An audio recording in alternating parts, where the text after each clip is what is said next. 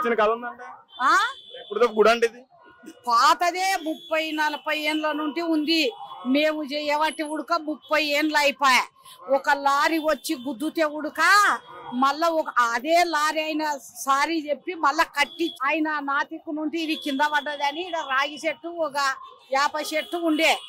అయితే మంచిది మళ్ళా ఇది ఆయన కట్టినాక అన్న దానం చేసి కట్టించి పెట్టిండు. చేసుకున్నారు, దర్శనం చేసుకున్నారు. మేము ఎప్పటి నుండి 30 ఏండ్ల నుండి చూస్తుండ ఇడ. అప్పుడు చిన్నగుండే అయ్యా, చిన్నగుండే బాగుండే. మళ్ళా ఇది కూరగొట్టినాక ఇట్లా అయింది కాన. ఇప్పుడు మంచిగా అయింది. ఆయన కుడక మంచిగా ఉంది అని కట్టించిండు. మళ్ళా అన్నదానం ఉడక చేసిండు ఆ సారు కట్టించిన ఆయన.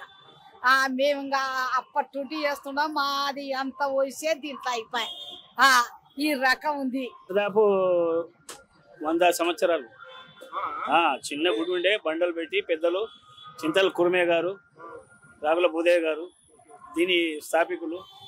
వారితో వారు చనిపోయిన తర్వాత వాళ్ళ కుటుంబ సభ్యులు కలుపుకొని ఒక మొత్తం చుట్టుపక్కల 4 బస్తీలు, జాఫర్ అలీ బాగ్, అంజవుటా మార్కెట్, బాలపుర బస్తీ, ఎర్రమంజుల కాలనీ, ఈ బస్తీలన్నీ కలిపి ఒక కమిటీ ఏర్పాటు చేయడం జరిగింది. అందులో నన్ను జనరల్ సెక్రటరీగా దాదాపు 6 సంవత్సరాల నుంచి ఇది మళ్ళీ 2 సార్లు కూలిపోయింది లారీలతో. 2 సార్లు కూలిన తర్వాత కూడా 3వ సారి మేము ఒక దాతను పట్టుకొని ఎం దీపక్ రెడ్డి గారని కన్స్ట్రక్షన్ ఆయన ఈ గుడిని నిర్మాణం మళ్ళీ పునర్నిర్మాణం చేసి తర్వాత 6 సంవత్సరాల నుంచి మంచి 3 రోజులు మంచి ప్రతిష్టాపన చేయడం జరిగింది.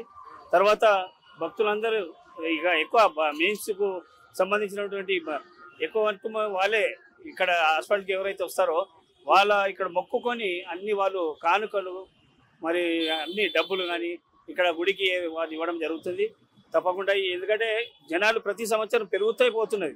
డెవలప్మెంట్ ప్రజల యొక్క భక్తుల అది వాళ్ళ ఆశస్సులతో ప్రతిసారి మేమందరం కూడా వాళ్ళ ఉత్సవాలు వాళ్ళు ఇచ్చినటువంటి సహాయ సహకారాలతో మరి ఈ టెంపుల్ యొక్క డెవలప్మెంట్ ప్రతి సంవత్సరం ఇంకా ముందుకే తీసుకెళ్తున్నాం. కాబట్టి భక్తుల యొక్క సహకారంతో ఇది ఒక పండుగ, శివరాత్రి పండుగ శ్రీ ఉమామహేశ్వర దేవాలయ కమిటీని ఏర్పాటు చేయడం జరిగింది.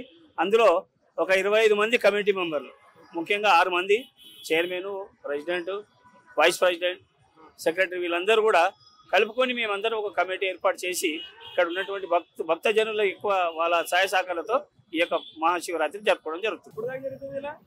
ఇప్పుడు ఈరోజు సాయంత్రం సూర్ సంగీత్ వారి భజన కార్యక్రమం అంటే జాగారం రాత్రి 12 గంటల వరకు, 6 గంటలకు మొదలవుతే 12 గంటల వరకు.